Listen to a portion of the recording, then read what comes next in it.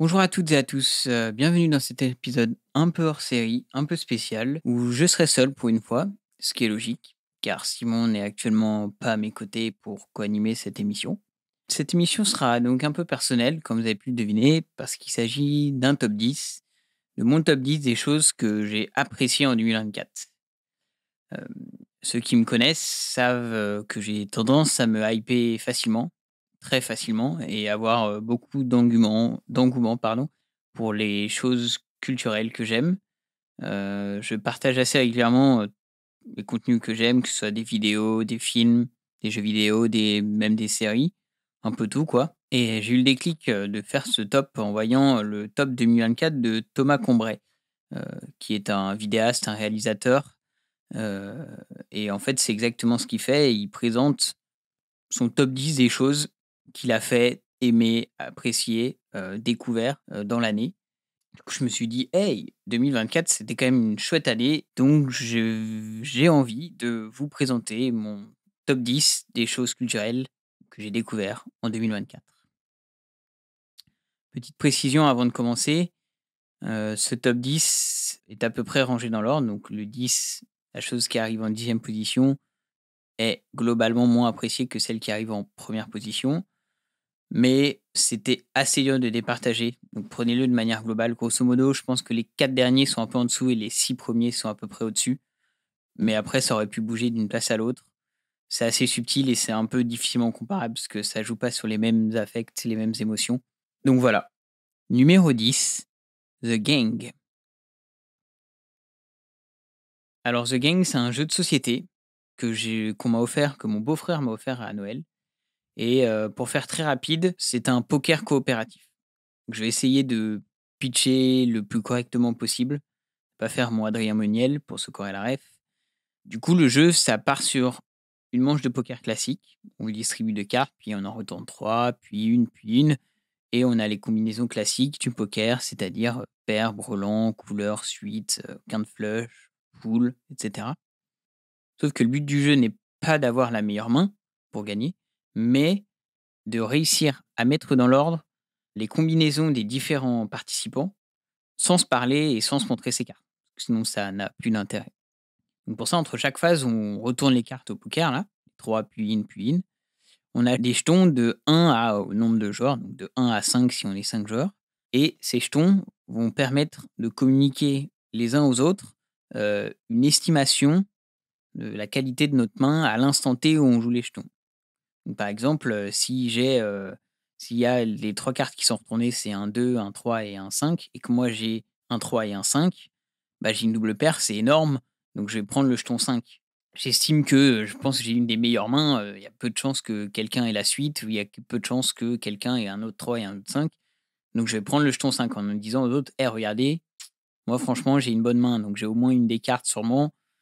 Et donc on a plusieurs, manches, du coup on a 4 manches, on va estimer un peu la force de notre main. Et le but, du coup, c'est d'essayer à la fin, de se caler en disant: «Bon, bah, OK, moi, je pense que j'ai ça. J'ai vu que tu avais pris le jeton numéro un, puis le jeton numéro 5 dès qu'il y a une dame qui est apparue, donc ça veut dire que je pense que tu as une dame, donc c'est-à-dire que je pense que tu as une paire de dames, donc ça veut dire que, mettons ma paire de 3 est moins forte que la paire de dames», et cetera, et cetera. Le jeu de base est assez cool, mais en plus, il y a des bonus et des malus qui peuvent venir, pimenter un peu la partie et augmenter la difficulté ou améliorer, je trouve, le fun pour la rendre beaucoup plus intéressante. Par exemple, il y a un des malus qu'on peut avoir, c'est avant que celui qui a pris le dernier jeton 5 étoiles de la dernière manche, donc qui a priori, d'après son ressenti, la combinaison la plus élevée, bah, les autres joueurs doivent se concerter et essayer de deviner sa combinaison. En analysant, par exemple, ah là, il a pris le jeton 1, donc il a une moins faible, mais dès que le 8 est apparu, il a tout de suite pris le jeton 5, donc ça se trouve, il a une paire de 8, ou alors il peut avoir une suite avec le 7 et le 6, machin, etc. Donc ce genre de malus, c'est un malus, mais en fait, la partie est vraiment plus intéressante parce que c'est l'un des seuls moments où on va pouvoir communiquer et dire ce que chacun a analysé, quoi. Même les malus sont excitants, quoi. Quand l'autre dévoile sa combinaison de cartes et que c'est vraiment ce que tu avais essayé de deviner, c'est encore plus excitant, quoi. C'est vraiment une très très bonne surprise. Merci Alexian. En plus, les parties sont rapides. On a pu enchaîner pendant, tu peux en enchaîner pendant 2 heures facile. C'est hyper fun, The Gang. Numéro 9, La Route. Si vous le savez, je suis assez fan de bande dessinée, j'en achète assez régulièrement, petite librairie à Grenoble et cette année, il y en a une qui m'a assez marqué et c'est La Route. C'est une bande dessinée de Manu Larsenet, qui est adaptée du roman éponyme de Cormac McCarthy. L'histoire, c'est assez simple, on est dans le futur, il y a eu l'apocalypse qui a eu lieu, l'humanité a quasiment disparu, il y a plein d'incendies qui ont ravagé les villes et il y a une brume opaque qui cache le soleil, avec beaucoup de cendres qui recouvrent notamment le paysage. On suit l'histoire d'un homme de 50-60 ans et de son jeune fils, qui doit avoir 10-15 ans. Ils sont pas nommés, comme tous les personnages de la BD d'ailleurs, aucun nom. Donc c'est ou l'homme ou l'enfant. Ils ont un caddie avec quelques affaires, un petit peu hétéroclites, tout ce qu'ils trouvent qui peut servir. Et ils avancent vers un endroit inconnu. Je crois il me semble qu'ils avancent vers le sud, où ils cherchent un refuge, quoi, un endroit pour vivre. Et ils se sont dit, bah, on va vers le sud. C'est tout. On ne sait pas pourquoi ni comment il y a eu l'apocalypse. On suit juste l'histoire de cet homme et de son fils, de leur relation qui évolue dans ce monde un peu désolé, où on est un peu obligé de survivre, quoi. Ce qui m'a marqué dans cette BD, d'abord, c'est l'ambiance. La BD, elle est en noir et blanc ou alors avec des petites nuances de gris et de marron, mais très, très, bicolore, quoi et ça accentue vachement les détails de ce monde qui est très austère, finalement. On sent vraiment la puanteur, les cendres, le froid, le vent. Il y a beaucoup de cases qui décrivent des paysages, de mémoire assez peu de texte. On sent bien, voilà, qu'ils sont seuls et qu'ils veulent juste survivre. Franchement, l'ambiance à ce niveau-là, je sais pas comment c'est dans le bouquin original, mais c'est vraiment bien retranscrit, quoi. Tous les traits sont appuyés, on sent vraiment que le garçon, on le voit un moment, on a l'impression qu'il c'est un vieux, quoi. On a l'impression qu'il a 50 ans alors que le mec a 10 ans. L'histoire est assez marquante. Comme j'ai dit, ça parle d'un père et de son fils, assez thème assez commun finalement. Le père essaye de protéger son fils, de lui transmettre ce qu'il a connu et ce qu'il a appris, de lui apprendre à survivre parce que lui, il sait qu'un jour, il sera plus là et que son fils sera seul, quoi. Il faudra qu'il se débrouille tout seul. Pour toutes ces choses-là, un peu, cette BD m'a vraiment marqué, quoi. Je la recommande de la lire. Contre, faut pas être dans un mauvais mood. Moi, je l'ai commencé, je l'ai lu d'une traite un soir. J'ai dû regarder, je pense, facile 2-3 épisodes d'une sitcom, rigolote avant de me coucher tellement le ton était assez dépressif. Numéro 8, le calendrier de l'avent Dupe. Pour un petit peu d'autopromo, hein, ça fait pas de mal. Si vous êtes pas au courant, on est sur Instagram avec Simon, @zecouf-8 1-8 potes. Bon, je dis «on», mais c'est surtout moi principalement qui publie sur Instagram. Simon a très peu publié et du coup, pour ceux qui sont pas au courant, j'avais fait en décembre un calendrier de l'avent. Donc c'est, une habitude sur YouTube, Insta et cetera de publier un post ou une vidéo par jour parce que de base, en décembre, c'est plus rémunéré de faire des posts, donc les gens font plus de vidéos et comme excuse, ils disaient que tout le monde faisait un calendrier de l'avent en mode: «Oh, on fait un calendrier de l'avent», alors qu'en fait, c'est plus pour la thune, la pub et cetera. Bon, nous, ça tombe bien, on gagne pas d'argent sur Dupe, donc comme on avait à peu près 25 épisodes de Dupe et de Melting Pot sortis en tout, j'avais pas trop publié en novembre, j'avais eu un peu la flemme. Du coup, je me suis dit: «Oh, bah, ça pourrait être l'occasion là de faire une sorte de une vidéo par jour où je fais une mini review sur, un des épisodes qu'on a fait». Puis très rapidement, je me suis rendu compte qu'on avait pas énormément de grand chose à dire sur les épisodes. Donc je me suis mis à faire des petites intros rigolotes d'épisodes, à amener ce personnage, avec un t-shirt Z Evans qui est une sorte de double de moi-même. Ça me faisait assez marrer. On dirait un peu, le jeune de 10 ans qui découvre une caméra pour la première fois et qui s'amuse avec lui, quoi. Voilà, c'était un peu ça. Je découvrais le montage sur, téléphone. C'était assez drôle. Bon, je sais, je n'ai pas fini mon 4 vidéos, mais ça viendra. J'ai trouvé une idée pour finir la série de cette vidéo. Ça m'a mis aussi une petite rigueur d'essayer de faire une vidéo par jour, d'essayer de trouver une petite intro rigolote par jour, même si des fois j'en trouvais pas, je me forçais pas à faire une intro. Donc il y a des épisodes qui sont un peu inégaux en termes de durée, en termes de, taille d'intro et cetera, Numéro 7, onomatopée. J'écoute évidemment en tant que créateur de podcast, j'écoute pas mal de podcasts, notamment les plus écoutés ceux que j'écoute le plus sont, le Floodcast avec Florent Bernard et Adrien Méniel, Un bon moment de Ken Kojandi et de Navo, Les gens qui doutent avec Fanny Ruet, TFTC le podcast et cetera. Mais bon, comme j'ai dit, je veux présenter des choses que j'ai découvertes en 2024, donc ça va pas rentrer dans ce top. Par contre, cette année, j'ai découvert le podcast Onomatopée, donc un jeu de mots entre onomatopée et le mot paix, par Lauranus et Alice Rage. Alors, de quoi ça parle? Globalement, de tout et de rien. C'est deux copines, elles sont sur un lit avec un setup approximatif, c'est elles qui le décrivent, et elles rigolent de tout, de rien. Et souvent, il y en a une qui a un des sujets et en lien avec la culture pop, soit un film ou une série. Et du coup, on va parler de la personne, des stars, des acteurs ou du phénomène. Et du coup, elles discutent de ça. Et ce que j'aime bien dans le podcast, c'est que ça fait très amateur. Pas au sens péjoratif du terme, mais au sens vraiment de. On a deux copines qui discutent d'un truc. Et c'est comme si elles avaient juste activé un micro entre elles et tu les écoutes parler.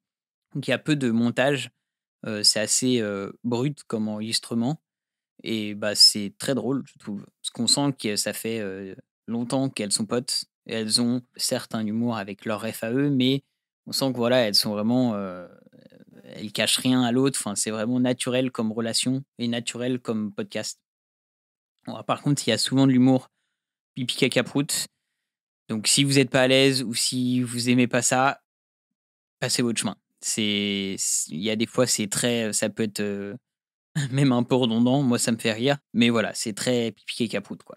Bon, à partir du coup du top 6, toutes les recommandations sont vraiment quasi égales et même si c'est pour des raisons différentes, comme j'ai dit. Donc, on va dire du 6 au 1, ça joue à très, très peu de choses.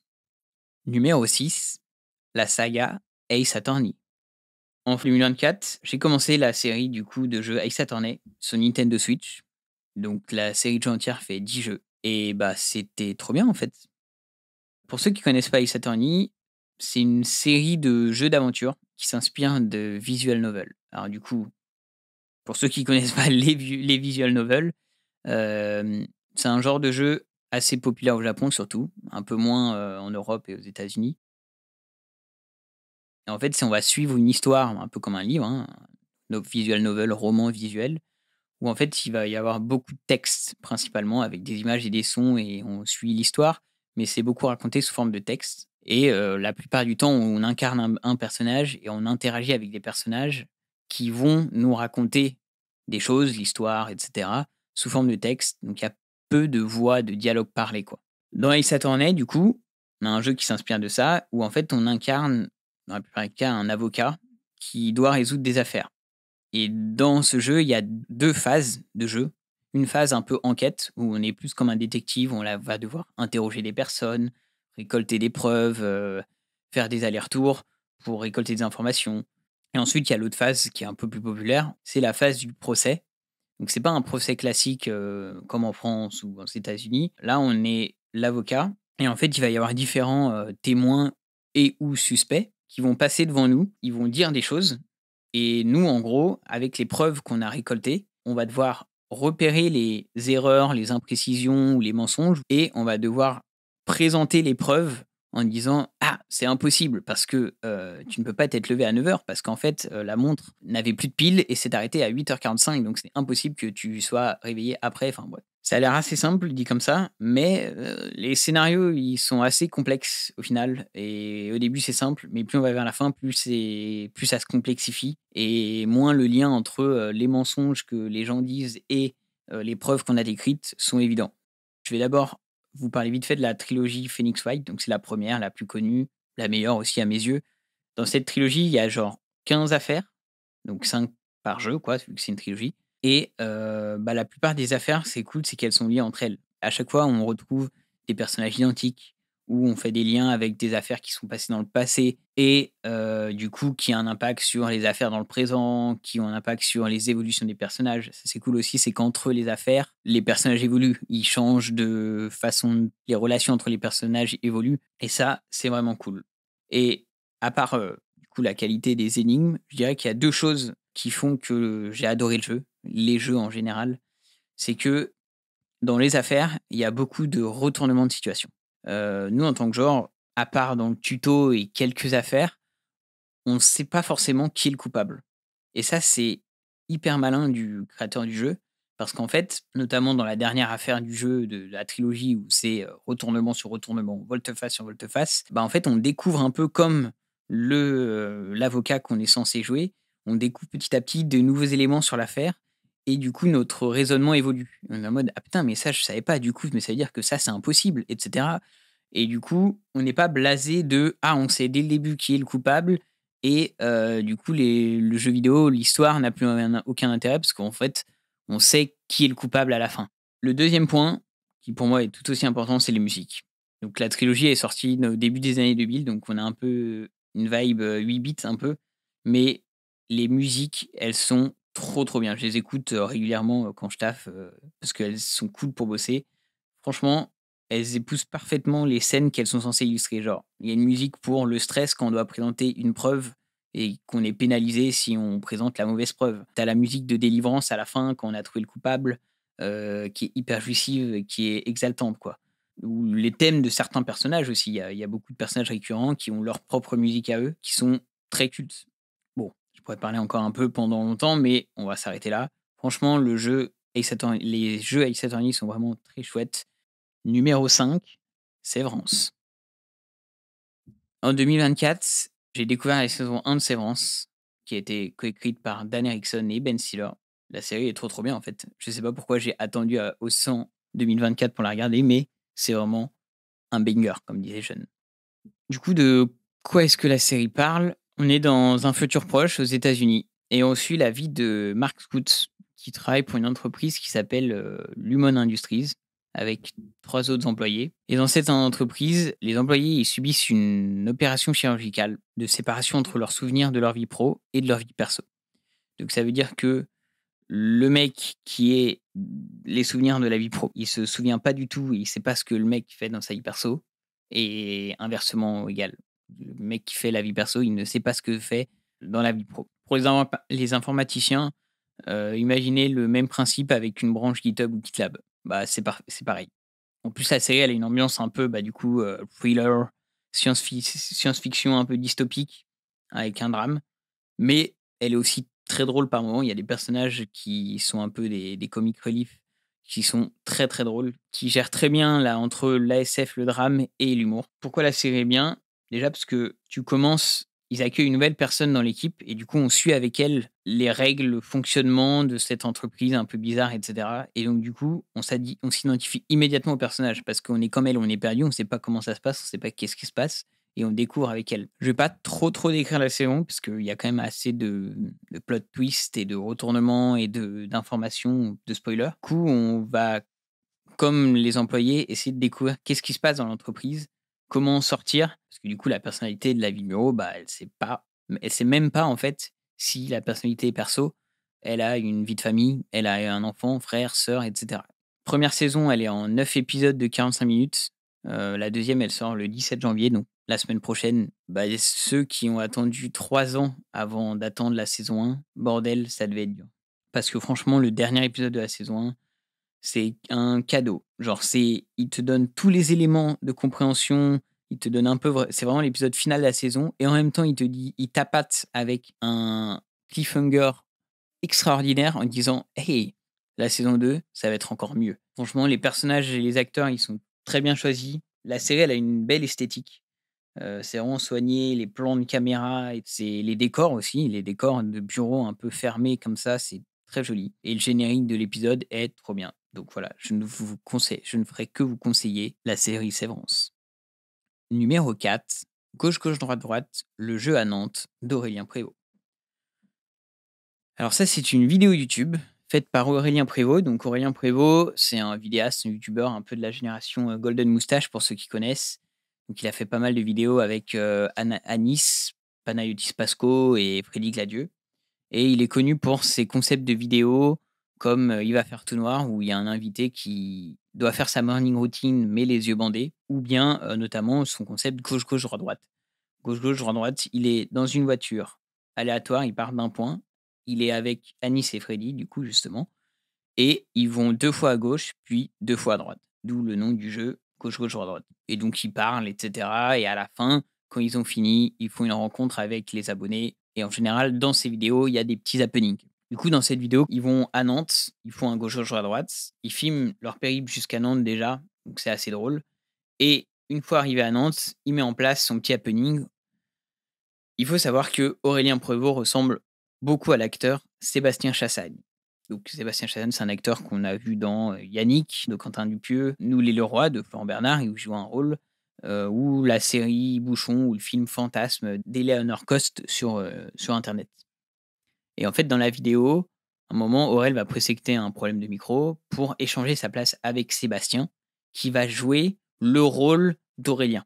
Et là où il a poussé le prank vraiment à fond, c'est que déjà, bon, ils sont habillés de la même manière, et cetera. Et du coup, ce qui est drôle, c'est la réaction de Anis et Freddy dans la voiture, qui se rendent pas tout de suite compte que c'est Sébastien Chassagne qui a remplacé Aurel. Mais là où il a poussé le prank jusqu'au bout, c'est que, bah, en fait, il a fait entraîner et répéter Sébastien pour qu'il retienne toutes ses informations perso, tous les échanges, etc.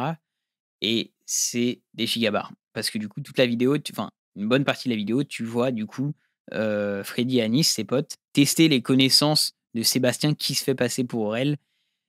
Et c'est tellement marrant parce que du coup, Aurel lui a dit plein d'infos très perso, très secrètes, des discussions qu'ils ont eues il y a 2 semaines, comme il y a 5 ans, comme il y a 10 ans. Aurel a anticipé toutes les potentielles questions qu'allaient poser Anis et Freddy, quoi. Du coup, tu les vois, ils sont morts de rire pendant 25 minutes et tu as Sébastien qui joue son rôle d'Aurélien. Et là où c'est très bien fait, c'est que la vidéo est très bien montée parce que tu vas alterner des plans où ils font l'entraînement, peut-être sûrement tourné après coup, mais ça fonctionne quand même très bien et des plans où ils sont dans la voiture à faire le vrai remplacement, quoi. Je rigole souvent dans les vidéos, mais les vidéos où je chiale où je pleure de rire, c'est quand même très, très rare et franchement, j'ai pleuré de rire pendant 20 minutes, 20-25 minutes, j'en pouvais plus. Il y a tout qui fait dans cette vidéo, ce passage-là où ils font un prank, où ils remplacent l'un par l'autre, c'est vraiment très, très drôle. Numéro 3, La nuit se traîne. Donc, comme vous savez, je vais souvent au cinéma, hein, je crois que ça se commence à se savoir un peu, je le dis dans tous les épisodes. Et cette année, je suis allé voir à peu près une cinquantaine de films. Il y a eu des très bons films, hein, pas mal de bons films français d'ailleurs. Le Comte de Monte Cristo, L'Histoire de Suleiman, L'amour ouf. Le film que je retiens de cette année, je pense, c'est quand même La nuit se traîne, du réalisateur belge Michel Blanchard. C'est quoi l'histoire? C'est l'histoire de Madi, un jeune étudiant, je crois, qui travaille comme serrurier la nuit. Et un soir, il va dépanner une jeune fille qui est un peu stressée, s'appelle Claire. Il y a un appartement qui est fermé à clé et tu sens que c'est pas net. Parce qu'elle essaye un peu de l'embrouiller. Elle a pas ses papiers, elle a pas de l'argent. Elle dit que bah, elle est dans son appartement, donc qu'il lui donnera après, qu'il lui payera après. Tu comprends en fait ensuite très rapidement que bah, du coup, c'est pas son appartement et qu'elle a récupéré un sac d'une personne, on va dire, peu recommandable, qui s'appelle Yannick, interprété par Romain Duris. Et Madi va devoir payer à sa place. Il se retrouve au mauvais endroit au mauvais moment. Du coup, pendant toute la nuit, tu as une course-poursuite infernale entre Madi qui va essayer de retrouver Claire pour prouver un peu son innocence en disant bah, c'est pas moi qui volais le sac. Et du coup, en même temps, essayer de sauver sa peau, quoi. Pourquoi je le mets dans mon top, pardon. Bah, déjà, le film est assez rafraîchissant, dans le sens où l'histoire est assez originale et j'adore les films qui se passent sur une période courte de temps. Là, on sait que ça commence au début de la nuit et à la fin de la nuit, tu sais que le film se termine. Donc c'est très rapide, très intense. Ensuite, bah, c'est un des films où physiquement, j'ai vraiment été le plus impliqué parce que j'ai un peu une peur irrationnelle de me retrouver dans des situations de merde alors que c'est pas ta faute.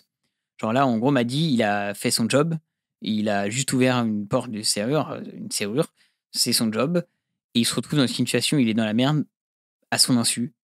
Et bah moi, ça, j'ai un peu la peur un peu de dire putain, ça se trouve, tu fais tout bien dans ta vie et tu te retrouves dans une situation de merde parce que tu étais au mauvais endroit au mauvais moment.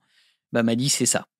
Du coup, genre vraiment, ça, l'histoire, pendant toute la séance, j'ai été pris au trip. Genre vraiment, j'étais en mode, j'ai envie, pendant la séance, qu'ils réussissent à se sortir de cette situation. Évidemment, je ne spoil pas la fin du film. Je ne dis pas s'il a réussi, s'il a pas réussi, qu'est-ce qui se passe. Mais pendant tout le film, je m'identifiais au personnage en mode, vas-y mec, sauve ta vie, cours, réussis à rattraper Claire, fais ce que tu dois faire en fait.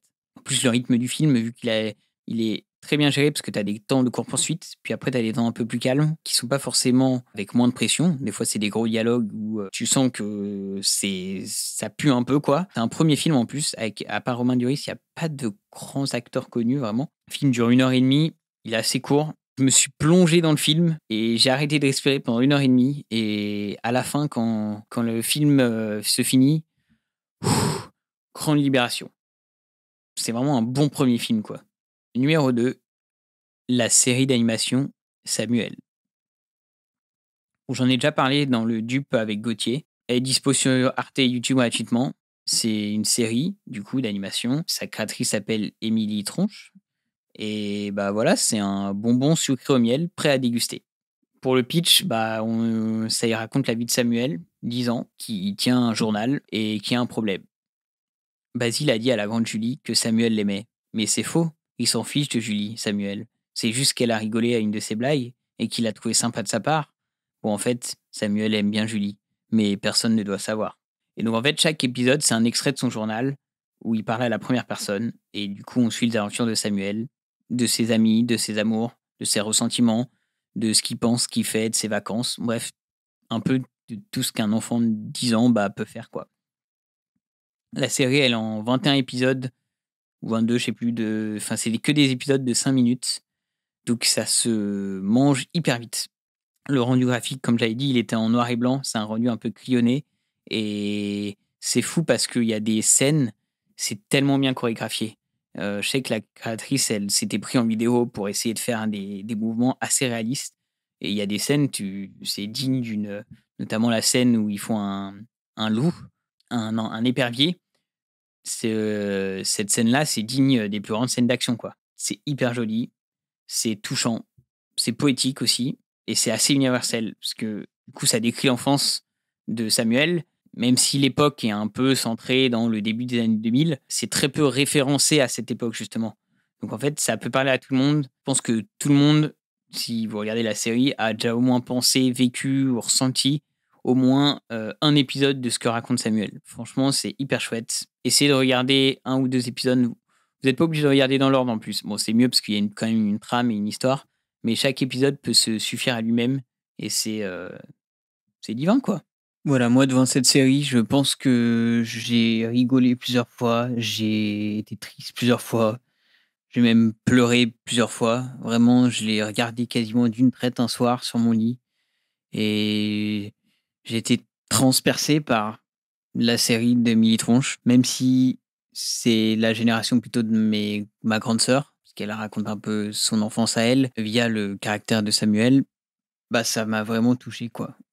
Et je pense que je regarderai cette série au moins une fois par an, tellement c'est bien. Enfin, c'est nostalgique de l'enfance, mais le bon côté nostalgique, le bon côté triste, quoi. Numéro 1, j'ai dû passer 300 heures sur ce jeu vidéo. Balatro. Pour ceux qui connaissent pas, c'est un jeu vidéo sur PC, console, même téléphone. Je vais essayer de faire très simple. Tu as un deck de 52 cartes et au début de chaque partie, tu dois faire des combinaisons de poker pour avoir un certain nombre de points. Et chaque manche, il faut de plus en plus de points pour passer la manche. Tu peux faire des combinaisons, défausser des cartes, etc. Et le point un peu cool, c'est que tu peux modifier ton deck de base en copiant des cartes, en améliorant des cartes pour qu'elles valent plus de points, etc. Et donc, par exemple, tu peux avoir un jeu de cartes où tu auras 15 dames, tu vois. Du coup, tu peux faire plein de carrés, etc. Enfin, voilà, grosso modo, c'est ça. Et ce qui rend le jeu un peu plus mieux que juste faire des combinaisons de poker, tu as des jokers qui permettent d'avoir beaucoup plus de points. Par exemple, multiplie ton score par 3 si tu as un brelan dans la combinaison que tu mets, tu vois? Ou des choses comme ça. Ces jokers, il y en a un nombre de 150, donc il y en a énormément. Il y a des combos entre eux, et cetera, c'est vraiment chouette et ils sont proposés entre chaque manche. Tu as une petite boutique où tu peux acheter des jokers. Donc le but, c'est d'acheter des jokers qui se combattent bien pour faire le maximum de points et optimiser tes points et passer les manches et terminer le jeu où hop, fin, tu as gagné. Et si tu n'arrives pas à faire un nombre de points, tu perds. Et ce qui fait, je trouve, que le jeu est génial, et là, je vais parler d'un élément assez particulier que même, je pense, certains joueurs de jeux vidéo ne connaissent pas, c'est le juice ou le game feel. Dans le jeu vidéo, c'est un concept pas très très connu qui est, et donc là, je dois remercier Askuns, qui est un YouTuber qui en a parlé, c'est un peu la sensation de bien-être intangible, impalpable un peu, que tu ressens quand tu joues à un jeu vidéo et que tu dis: «Ah, il est bien ce jeu vidéo, je suis content de jouer à ce jeu vidéo». Et en fait, c'est un concept assez flou, mais en gros, tu as plein d'éléments qui augmentent ce juice, justement. Le son, l'association, la maniabilité d'un personnage, petit son quand une action est faite, plein de petits détails de son, de visuel, des petites, tu as des petits scintillements, des petites paillettes et cetera et tout ça fait que un jeu va être plaisant à lancer, plaisant à jouer et Balatro, c'est ça, en fait. Balatro, c'est les cartes qui reviennent automatiquement dans ta main quand on attrape une et que tu la lâches et qu'elle, hop, elle revient dans ta main automatiquement. C'est le fait que le son des cartes qui piochent qui fait un bruit très caractéristique. C'est, ton score qui s'enflamme quand tu réussis à faire le bon nombre de points en une seule main. C'est tous ces petits éléments, en fait que je pense que s'il n'y avait pas eu ces éléments, le jeu serait passé complètement à la trappe. C'est un développeur qui a fait ça, je crois qu'il a développé le jeu depuis 4-5 ans tout seul. Déjà ce mec développe ça tout seul, c'est un génie et surtout je pense qu'il a vraiment ressenti le fait de: «Ah, qu'est-ce que» même si le jeu est peut-être pas si accrocheur, qu'est-ce qui va faire que le joueur va relancer une partie, qu'il ait gagné ou qu'il ait perdu? Parce que Balatro, c'est vraiment très addictif, trop addictif. Voilà, j'ai 300 heures de jeu, c'est vraiment une dinguerie. En fait, le jeu est vraiment très agréable à lancer. Il y a un vrai côté de reviens-y, de satisfaction quand tu finis une partie ou quand tu découvres une stratégie qui marche ou même qui marche pas des fois.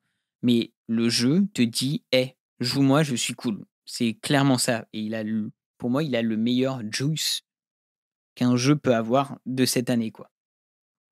J'ai fini le jeu à 100. Bah, même après avoir fini le jeu à 100, j'avais envie d'en relancer une parce que, bah, c'était rigolo, en fait. Le jeu te donne vraiment envie d'y rejouer et c'est pour ça que j'ai mis Balatro en numéro 1.